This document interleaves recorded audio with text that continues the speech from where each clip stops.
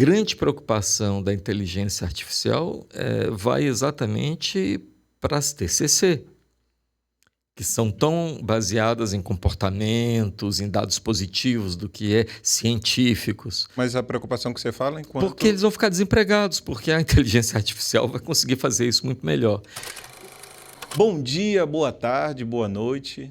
Você está no Contras Fluxo e eu sou o Fabiano Lacerda. Hoje nós vamos falar sobre psicanálise, inteligência artificial e religião.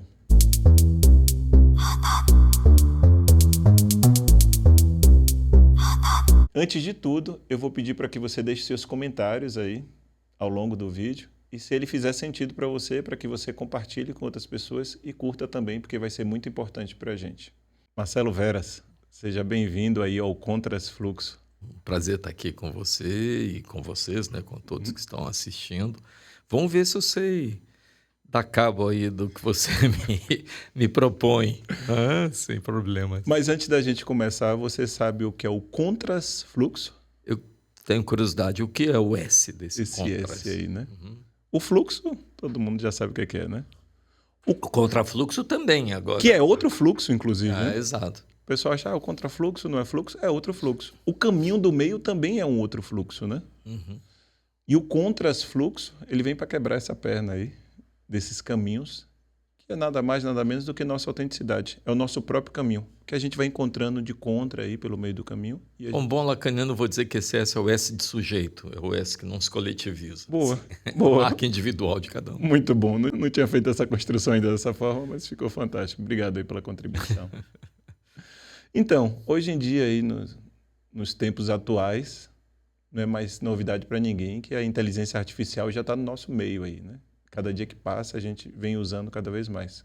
Uma pesquisa nos Estados Unidos já mostrou que de 9 a cada 10 alunos já usaram ou usam a inteligência artificial. Por um outro lado, 1/3 dos professores, ou seja, uma das pessoas que estão ali no contraponto do aluno, são a favor da utilização da inteligência artificial. Ou seja, 2/3 disso acha que não deve ser usada a inteligência artificial aí pelo caminho. Uhum. E a gente não consegue mais segurar isso, né? A inteligência artificial já está aí em tudo que é lugar. Uma das possibilidades é a gente gerar imagens, né? Você pode gerar ali um prompt e a inteligência artificial vai gerar uma imagem do que tem ali no prompt. Exato. E a primeira pergunta que fica é, na sua opinião, será que nós, quanto sujeito, estamos construindo outras imagens que de fato não são nossas e acabam sendo nossas por essa construção aí da inteligência artificial? Tem várias maneiras de responder. Eu vou começar com uma bastante antiga, de mais de 5.000 anos. Eu visitava o Egito, que é um país super legal para visitar, um dos países talvez mais ricos em história, né? Já faz alguns anos, e a todo momento eu encontrava estátuas de Ramsés II. Grandes colossos, né? Ou seja, aquelas estátuas gigantescas de muitos metros. Tudo bem. Aí eu vou num desses museus do Egito e trombo com a múmia de Ramsés II, que devia ser um cara esquálido, fininho, magrinho. Então ali já tinha a primeira fake news, né? Quer dizer, a primeira vez que você tinha ali um faraó que é importantíssimo para o Egito, que era um ser pequeno e que ele é representado, quando você vai em Luxor ou no Cairo, como um grande deus de pedra, não é? Ou seja, da nossa natureza, misturar um pouco o que é a representação do que é o sentimento, do que é o ser. Não é? Que isso tem evoluído muito agora com a tecnologia digital, tem evoluído muito, por exemplo, com as redes sociais como um todo, né? Isso apenas reitera algo que é do humano, que é tentar passar alguma coisa que ele não é. Só que tem um detalhe aí, e a gente sabe o que a gente é? Eu acho que não. Eu gosto mais da música do Cazuza, eu vou pagar a conta do analista para nunca mais saber quem eu sou. Eu acho que a gente se perde aí nessa busca do ser, que é importante, é claro. Então, que agora essa deriva com a tecnologia, com excesso de tecnologia, causa um certo espanto, um certo debate. Perceba, você acabou de me dar um dado que 2/3 dos professores são contra, não é? Uhum. Visivelmente, a gente percebe o quê? Um salto geracional entre estudantes e professores. Uhum. Ou seja, os professores que foram formados em um determinado dispositivo não saberão muito bem como lidar, se eles também não se colocarem, né, Uhum. na cena, eles não vão saber muito bem como lidar com isso, que é a inteligência artificial. Isso serve também para os psicanalistas, psicólogos, psiquiatras e por aí vai. Eu já gravei aqui outros episódios sobre inteligência artificial em outras áreas, né? Na neurociência, seja também na área da educação física, na área da nutrição, eu já tenho gravado algumas coisas. Uhum. A partir do momento onde as máquinas elas falam o que nós queremos ouvir e não o que nós precisamos, isso de alguma forma não está hackeando o nosso inconsciente? Podemos começar com Voltaire, para a gente voltar um pouco também. Uhum. Então, hoje você viu que eu estou voltando no tempo. Uhum. Mas aí eu já não estou mais há 5.000 anos, é século XVI para XVII. Voltaire tem uma frase que eu gosto muito, que ele diz assim: Deus fez o homem à sua imagem e semelhança, e o homem pagou na mesma moeda. Ou seja, nós estamos nos fabricando permanentemente, né? E agora, de uma maneira, digamos, mais tecnológica, mas algo que é da tentativa de superação, eu não sou muito catastrofista com a inteligência artificial, talvez eu seja o equivocado da história.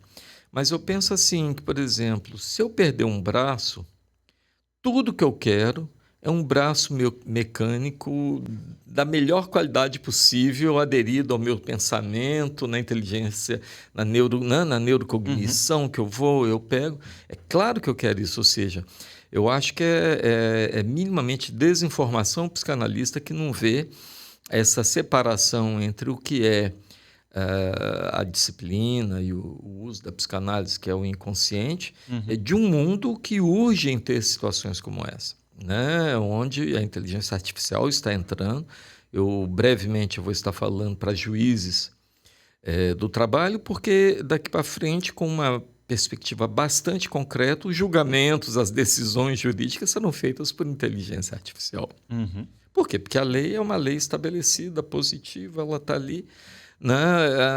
Existe aquilo que a gente chama de hermenêutica ou de jurisprudência, mas quando a gente vai para a defesa do consumidor, por exemplo, eu que já fui algumas vezes por razões diversas, a gente sabe que o procedimento é muito standard, é muito automatizado. Então, na verdade, são procedimentos que são feitos por pessoas talvez menos hábeis até que a inteligência artificial mesmo, Uhum. que não tem a abertura de informações necessárias, e isso vai acontecer em vários processos. Eu dou um exemplo que me chamou muita atenção. Certa feita eu tive não faz muito tempo não, um paciente que uma pessoa muito querida dele, em outro estado, assim, se matou.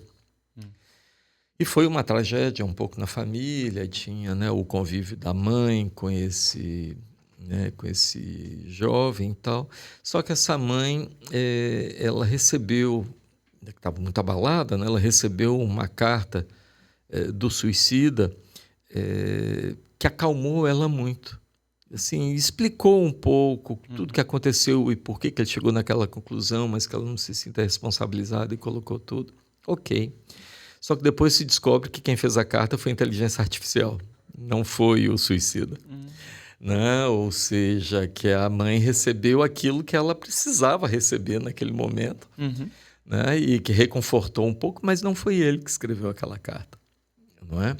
Ora, me parece que o caminho daqui para frente, que é inexorável, como você fala, que é o caminho da inteligência artificial, ele vai conseguir, é aí onde eu sou otimista, ele vai conseguir pegar todo o dispositivo racional que constituiu o homem, da ciência, que é o homem cartesiano, né? Do pensamento, das afirmações, com uma certa independência da metafísica, de Deus, né? Deus está ali, o homem está pensando. Isso, me parece que a inteligência artificial vai melhorar isso, vai funcionar muito bem.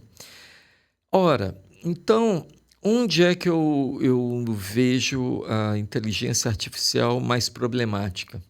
É porque, no fundo, ela adere muito, sobretudo na psicologia, né, digamos, nas ciências humanas até como um Uhum. todo, ela adere muito a um certo projeto que na medicina se coloca medicina baseada em evidências ou uma psicologia baseada em evidências, que é importante. Por exemplo, se eu tiver um apendicite, tudo que eu quero é ter, né, a possibilidade de que as evidências ali apontem que é um apendicite, que eu possa retirar o apêndice logo, Uhum. né? Vai juntar os dados todos.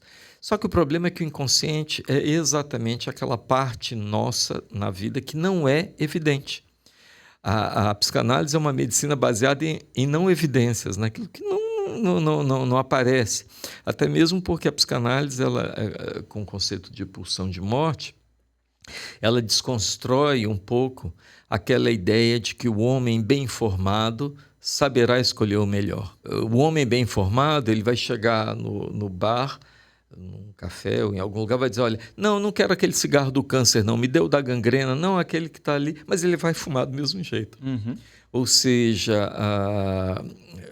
digamos assim, a opção de morte exige cálculos mais refinados um pouco, porque partem da ideia de que não sabemos o que queremos. E a gente pode dizer que quer uma coisa, aí vai ser um dado positivo, quando na verdade a nossa vida é o oposto daquilo.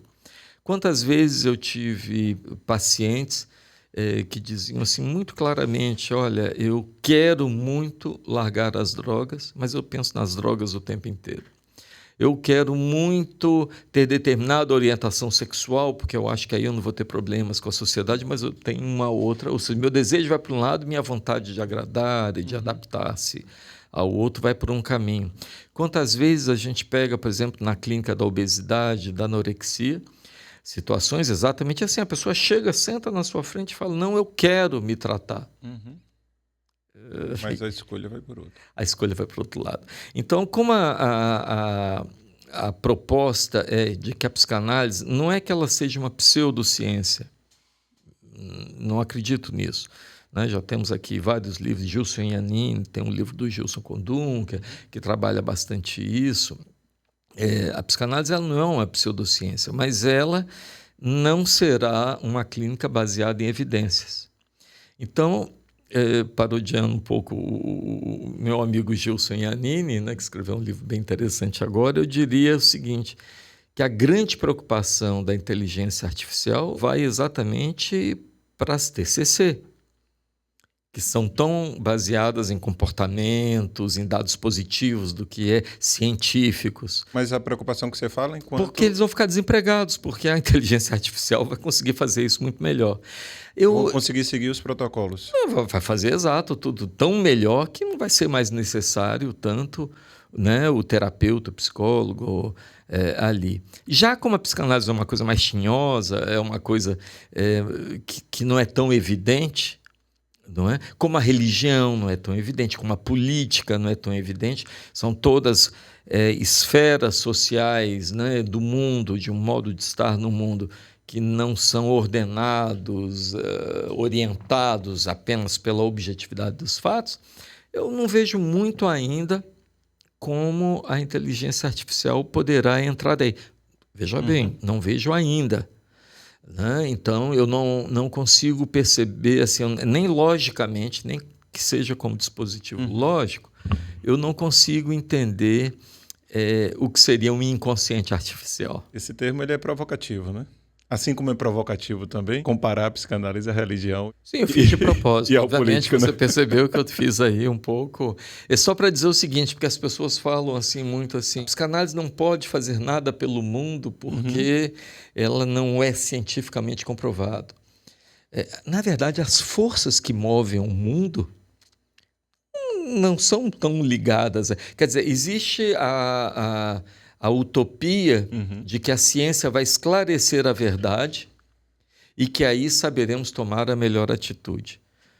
Acabamos de passar agora por uma pandemia onde mais da metade da população brasileira desconfiava da vacina, não queria, né, seguir a ciência. Então, isso mostra o seguinte: a ciência ela tem um projeto muito concreto, muito certo, muito definido, mas não combinou com os russos. Então, o problema é que não se aplica muito ao ser humano, que é muito menos evidente, muito menos científico do que a ciência propõe que ele seja. Então, é nesse sentido que eu gosto de dizer o seguinte: olha, o que ainda manda no mundo, comanda o mundo, são os dispositivos religiosos. Aí todo mundo falou, Nietzsche, todo mundo cita Nietzsche, né? Deus está morto, agora o homem ultrapassou essa etapa.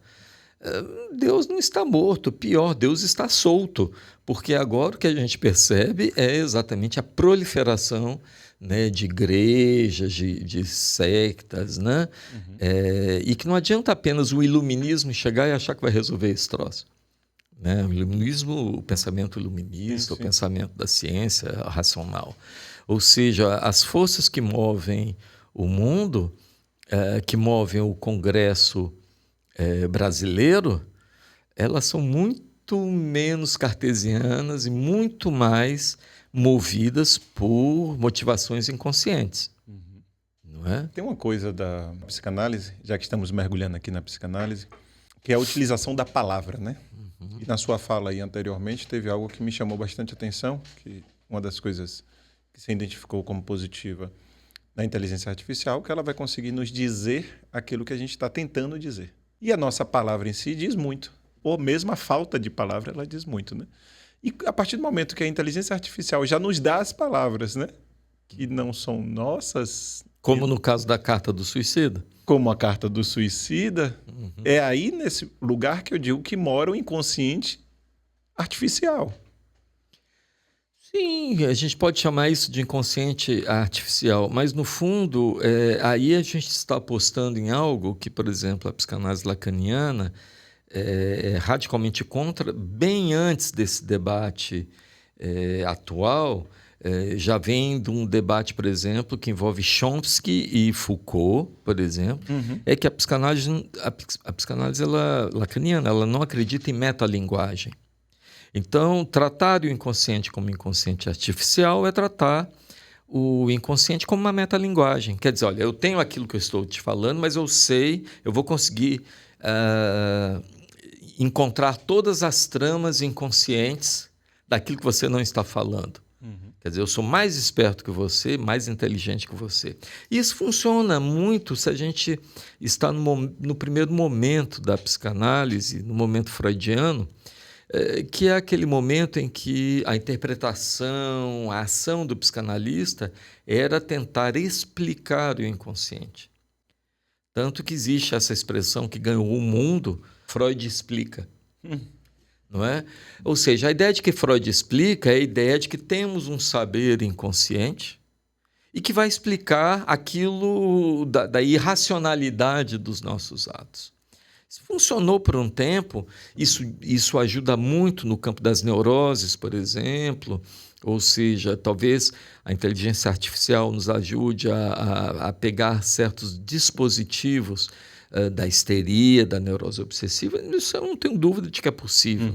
O problema é quando a gente pensa o inconsciente real, o inconsciente como o que seria aquele recalque fundamental que não passa pela tradução em palavras. Ou seja, que não passa por questões muito objetivas, né? E que passam muito mais pela reação que nós, como corpos falantes que somos aqui, eu estou aqui, eu sou um corpo que fala, e se eu estou falando é porque eu sou atravessado por uma linguagem que eu aprendi, e se você está entendendo é porque a mesma linguagem que eu aprendi você aprendeu.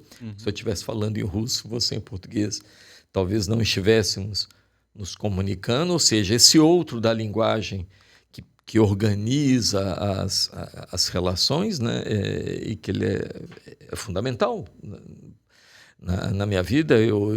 É bom eu saber que se uma luz vermelha aparece, eu devo frear o carro e não atravessar aquela luz vermelha. Ou seja, esses códigos são fundamentais para o processo civilizatório.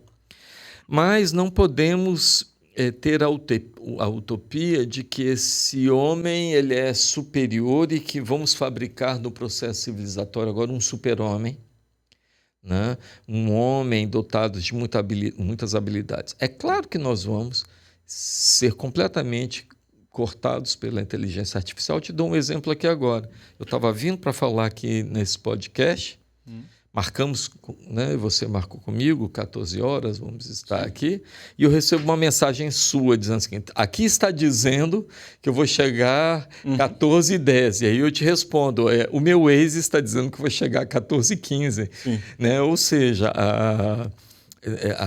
você percebe ali como a vida ela é permeada já por informações extremamente úteis. Que bom que existe o Waze para as coisas, né? Agora, se isso diz algo da razão da vida, do sentido da vida, aí eu acho mais complicado. É claro que um computador vai ganhar do humano, por exemplo, no xadrez. Isso aconteceu já faz muitos anos, né? O Deep Blue, que era um computador, começou a jogar com Kasparov, que era o maior enxadrista do mundo. Kasparov ganhou uma, ganhou duas, ganhou três, e por aí foi, até o momento em que ele aprendeu tudo, e aí o Deep Blue passou a ganhar. Então, a questão não é tanto que as máquinas vão ganhar da gente no xadrez da vida. A questão é que quando elas ganham, elas não gozam. Elas falam, yes, nós ganhamos. Quem vai ficar contente são os programadores do Deep Blue. Yes, olha como a gente conseguiu fazer alguém ganhar. Ou seja, um humano, né? Então, essa dimensão do prazer objetivo, que é uma resposta quase, quem estuda a psicologia pavloviana, a gente sabe que o alimento vai fazer a salivação. Para tudo isso, a inteligência artificial vai funcionar muito bem. Mas aquilo que a psicanálise chama de gozo é muito mais opaco ao iluminismo, à razão, e é o que nos faz uma certa singularidade. Todos nós somos únicos, porque temos um modo de gozar, cada um à sua maneira. Não existe essa história de que quando dois estão na cama, por exemplo, eles estão tão perfeitamente adequados que eles vão fazer um. Não se faz coisa alguma, cada um está com a sua fantasia ali, trabalhando. Quando você vai para a cama, né, a piada diz que você está indo a 3, a 4, a 5, nunca se sabe quantas pessoas estão na cama quando um casal está na cama, né? Fantástico. Tem um quadro aqui no Contrafluxo, é uma pegadinha mesmo, eu deixo para contar para os convidados no momento que ele senta aqui, onde o convidado faz uma pergunta, não necessariamente para mim, para as pessoas que estão nos assistindo e nos ouvindo, para que as pessoas possam refletir um pouco sobre isso que nós conversamos aqui, ou sobre algo que você queira provocar também, quem está aí do outro lado. Aí eu vou pedir para você fazer para essa câmera aqui, ó. Aí sinta-se à vontade. Você quer o que você deseja? Seria essa a minha pergunta. Fantástico, fantástico. Marcelo, muito obrigado mais uma vez por ter topado esse convite para estar aqui falando com a gente, trazendo seu conhecimento, sua experiência também e seus questionamentos. Eu vou pedir para quem está aí do outro lado, se esse episódio fez sentido para você, que você curta, né? Curta, aperta mesmo ali o botãozinho. Muitas vezes as pessoas curtam e não apertam o botãozinho. Vai ser importante também os seus comentários. E se você achar que alguém que você conhece vai gostar, compartilhe para essas pessoas. É importante curtir, como você está falando, mas os algoritmos já não precisam mais que você curta. Não? Se você se retém numa determinada imagem no Instagram mais do que X segundos, você vai começar a ser, se for uma mala, você vai ser invadido por publicidade de malas. Então você não precisa nem curtir. O mecanismo é mais sutil atualmente. Quem sabe a gente fala isso no próximo episódio.